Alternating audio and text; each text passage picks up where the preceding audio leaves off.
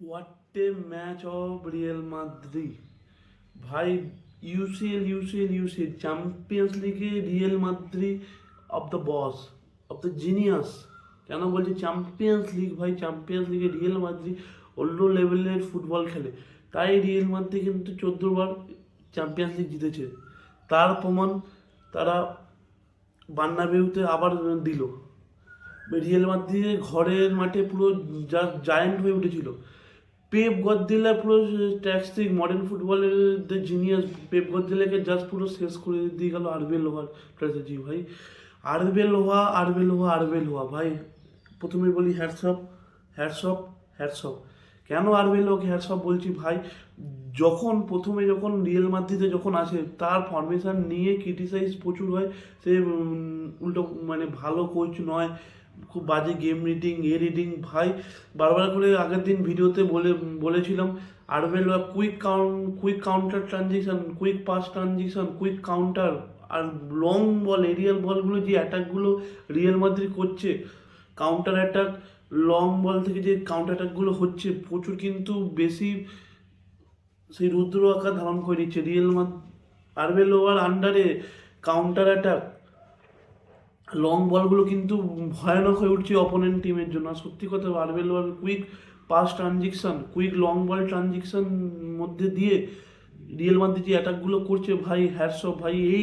এই খেলা real Madrid আমি আগে দেখিনি এরকম, যে কুইক কাউন্টার। যে আপনি অ্যাঞ্চেলত্তিতেও সময় মিস ছিল, আপনি বলেন যদি বলেন আপনার হচ্ছে যে সেকেন্ড যে কোচটা হয়, নামটা আন্ডারেও কিন্তু রিয়েল মাদ্রিদ কাউন্টার অ্যাটাক, এরকম লং বল, হাই প্রেস, এরকম খেলা আমি কিন্তু দেখতে পাইনি, মিস ছিল। আরবেলোয়া ভাই, আপনার আরবেলোয়াকে আপনাকে যে 100-র মধ্যে আমি এই ম্যাচে 99 দেবো ভাই। সত্যি করে তার স্ট্র্যাটেজিতে পুরো বিট ঠিক আছে। পেপ গর্দিওলার মতো মডার্ন ফুটবলের যে বস বলে, পুরো জাস্ট শেষ করে দিয়েছে, কিছু করার ছিল না। আর পেপ গর্দিওলা এই বছর ম্যান সিটি কিন্তু অ্যাওয়ে ম্যাচে খুবই বিচ্ছিরি পারফরমেন্স, আর সত্যি অ্যাওয়ে ম্যাচে খুবই বাজে পারফরমেন্স, আর সেটা আবার প্রমাণ পাওয়া গেল অ্যাওয়ে ম্যাচে।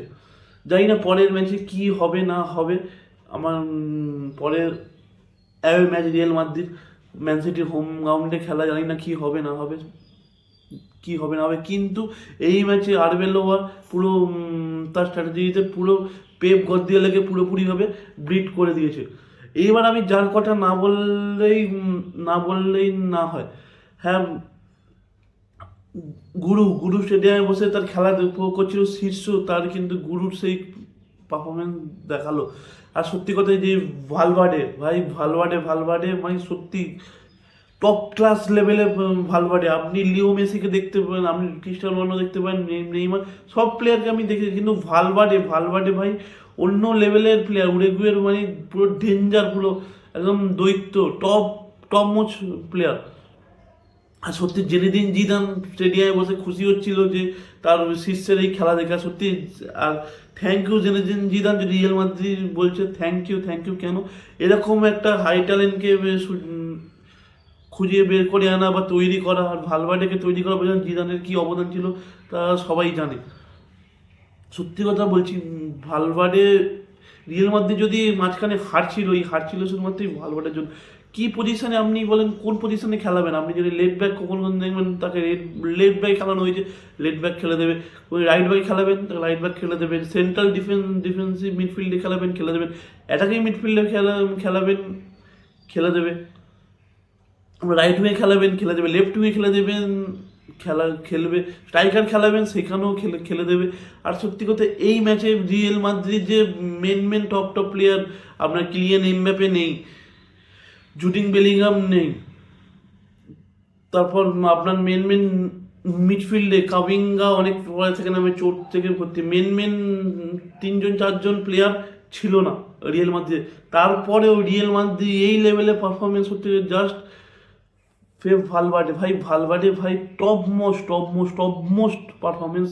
কিছু বলার নেই। আপনি কোথায় আপনি দেখবেন, আপনি যদি বলেন এইখানে এই ম্যাচে পুরো এমবাপ্পের পুরো অভাব পুরোপুরিভাবে মিটিয়ে দিয়েছে। আমি যদি বলি এমবাপ্পে প্রপার নম্বর 9, হ্যাঁ, আমার নম্বর 9 রিয়েল মাদ্রিদ ছিল না ভালোভাবে।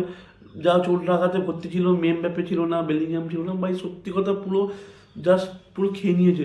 আমি প্রথম গোলটা যদি দেখেন, আপনি যদি প্রথম গোলটা দেখেন, হোয়াট এ ফার্স্ট টাচ ভাই, মাথা খারাপ করে দেওয়া ফার্স্ট টাচ। কর্তুয়া যখন দেখছে ভালভার্ডে একটা রান নিচ্ছে, ওইখান থেকে লং বল গোলকিপার থেকে পুরো ভালভার্ডেকে দিয়ে বলটা দেয়, ভালভার্ডে পুরো ফার্স্ট টাচে পুরো বিট করে দেয়, বিট করে গোলকিপারকে বিট করে ফার্স্ট গোলটা করে। আর পুরো speed, what a first touch আর স্পিড, পুরো স্পিডে পুরো শেষ করে দেয়। ডোনেরামা এগিয়ে এসে ডোনেরামাকে বিট করে নেয়। কিছু ডোনেরামা কোনো কি করবে না করবে কিছু বুঝতে পারে না। জাস্ট আপনি সেকেন্ড গোলটাকে যদি কথা বলেন, ফিনিশারের সঙ্গে খুব সুন্দর কম্বিনেশন হয়, 1-1 হয়, দিয়ে আপনার লেফট উইংয়ে বলটা যায়, লেফট উইং থেকে বল পুরো স্পিড গতিতে ভালো ডিবলিং করে ঢুকে ওখান থেকে গোল, সেকেন্ড গোলটা করে। তারপরে আপনার 3 নম্বর গোলটা, ভাই ও টপ ক্লাস পারফরমেন্স। একটা মিডফিল্ড থেকে একটা সুন্দর লফটের চিপ, যতদূর সম্ভব বলটা দিয়েছিল আর্থেগুলার, ওখান থেকে ওইখান থেকে বলটা ফার্স্ট আবার রিসিভ করে যেভাবে ওই মার্ক গেহি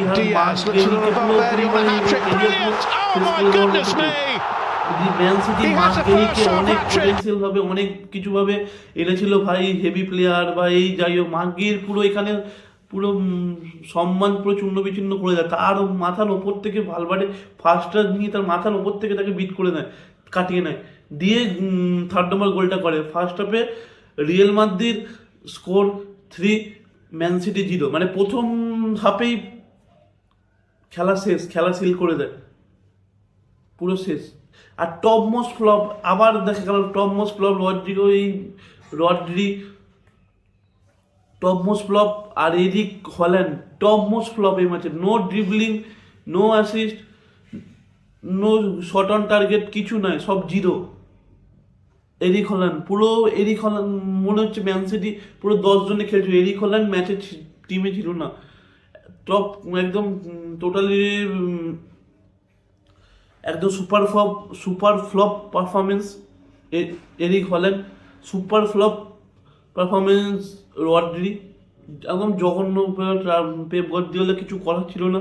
আর সত্যি কথা পুরো আপনার রিয়াল মাদ্রিদকে স্প্যানিশ জায়ান্ট কেন বলা হয়, পুরো তাদের ঘরের মাঠে খেলা পুরো বুঝিয়ে দিয়েছে যে হ্যাঁ ভাই এটা ইউসিএল, আমাদের কে খেলছে না খেলছে যায় আসে না ভাই, এটা ইউসিএল। সেইখানে রিয়াল মাদ্রিদ ডমিনেট করতো আর ডমিনেট করবে ভাই। এমনি 14টা চ্যাম্পিয়ন্স লিগ টাইটেল জেতেনি স্প্যানিশ জায়ান্ট ভাই, সত্যি কথা top most performance. Total Real Madrid total shot রাখে হচ্ছে 11টা, আর সেখানে ম্যান সিটি শট রাখে হচ্ছে 9টা। Shot on target Real Madrid নিয়েছে হচ্ছে 7টা, ম্যান সিটি নিয়েছে হচ্ছে 5টা। আপনার যদি পজিশন ধরেন, পজিশনে হচ্ছে 42% হচ্ছে রিয়েল মাদ্রিদ, 58% হচ্ছে ম্যান সিটি। এবার পাস অ্যাকুরেসি 368, 368টা পাস খেলেছে রিয়েল মাদ্রিদ, 556টা পাস খেলেছে হচ্ছে Man City. Pass accuracy Real Madrid হচ্ছে 86%, আর ম্যান সিটির হচ্ছে 92%।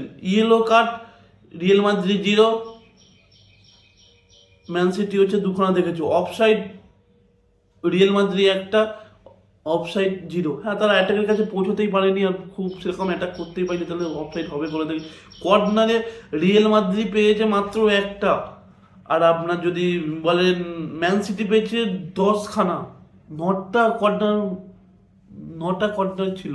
আর সত্যি কথা বলি, আপনি যদি বলেন মার্ক ডোকু বলে যে প্লেয়ারটা ছিল ওদের লেফট উইংয়ে খেলছে, অনেকবার আলেকজান্ডার আর্নল্ডকে পুরো বলে লেফটে বলে বিট করি। সেইখানে দেখবেন এইখানে এসে অনেক জায়গায় ডোকুর ভালো একদম জেনুইন বল ক্রসগুলো আপনার ক্লিয়ার করে দিয়েছে ভালভার্ডে। কোথায় প্লেয়ারটা ছিল না। আপনার ডিপ প্লে মেকার হিসাবে কোন ভূমিকা দেখছেন, বল পাস রাখছে ভালভার্ডে, ডিফেন্স করছে ভালভার্ডে, আপনার প্রপার নম্বর 9 যদি হিসাবে গোল করে যাচ্ছে ভালভার্ডে উইং খেলছে, ভালভার্ডে কোন দিক সব দিকে ভালভার্ডে একদম টপ মোস্ট। আর এই ম্যাচে আমি ম্যান অফ দ্য ম্যাচ যদি বলেন হচ্ছে ভালভার্ডের এই ম্যাচে রেটিং হচ্ছে সব থেকে টপ রেটিং 4.7। তারপরে হচ্ছে কোর্তুয়া, হ্যাঁ তার গোলকিপার কোর্তুয়া, তারও ম্যাচ খুব সুন্দর গেছে, তার একটু হচ্ছে এই ম্যাচে 4.4। তারপর হচ্ছে হচ্ছে আর্থেগুলার, তার হচ্ছে 4.3। আর সত্যি কথা জাস্ট হ্যাটস অফ ভাই। আর আরবেলোয়া আবারও বলছি হ্যাটস অফ ভাই, এরকম মডার্ন ফুটবলের বসকে পুরো শেষ করে দিল, খেয়ে নিল, কিছু বলার নেই। আরবেলোয়াকে আমি এখানে 100-র মধ্যে, আমি আমার ভিডিও প্রথমে বলেছি আবারও বলছি, 100-র মধ্যে 99 দেবে। আর হোয়াট এ ম্যাচ অফ ভালভার্ডে। হ্যাঁ, আমার নাম অভি, আমার পোস্ট চ্যানেলের নাম বেঙ্গলি পোস্ট ব্লগ অভি। আপনি যদি ফুটবলের এরকম পুঙ্খানুপুঙ্খ চান